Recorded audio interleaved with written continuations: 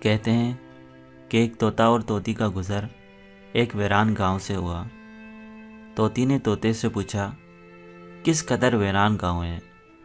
طوطے نے کہا، لگتا ہے یہاں کسی الو کا گزر ہوا ہے جس کی نحوست سے پورا گاؤں ویران ہو گیا ہے۔ جس وقت طوطا اور طوطی یہ باتیں کر رہے تھے، ایک الو بھی وہاں سے گزر رہا تھا۔ جس نے یہ گفتگو سنی تو رک گیا اور بولا، تم لوگ گاؤں میں مسافر لگتے ہو، آج رات میرے پاس ٹھہرو، کھانا کھاؤ، کل چلے جانا۔ الو کی محبت بھری دعوت کو دونوں نے ٹھکرانا مناسب نہ سمجھا اور رک گئے۔ صبح جب دونوں جانے لگے تو الو نے طوطی کو روک لیا کہ تم کہاں جا رہی ہو؟ طوطی بولی، طوطے کے ساتھ جا رہی ہوں، مجھے اس کے ساتھ ہی جانا ہے۔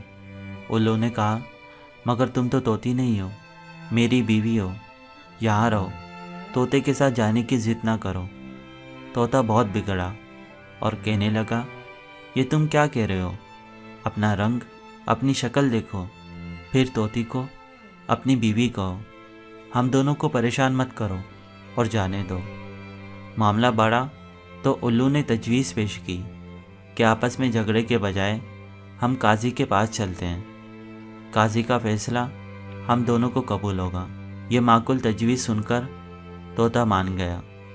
تینوں قاضی کی عدالت میں پیش ہوئے اور اپنا مقدمہ پیش کیا۔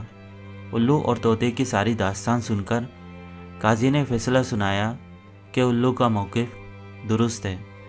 طوطا معقول شواہد پیش نہیں کر سکا، لہٰذا طوطے کے ساتھ جانے کی ضد نہ کرے اور الو کی بیوی بن کر رہے۔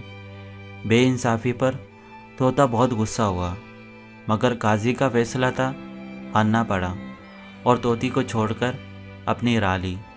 طوطا ابھی زیادہ دور نہیں گیا تھا کہ الو نے اسے روکا اور کہا، بھائی اپنی طوطی تو لیتے جاؤ جو تمہاری بیوی ہے۔ طوطا غصہ ہو کر بولا، اب مزید مذاق مت کرو اور میرے زخموں پر نمک مت چھڑکو۔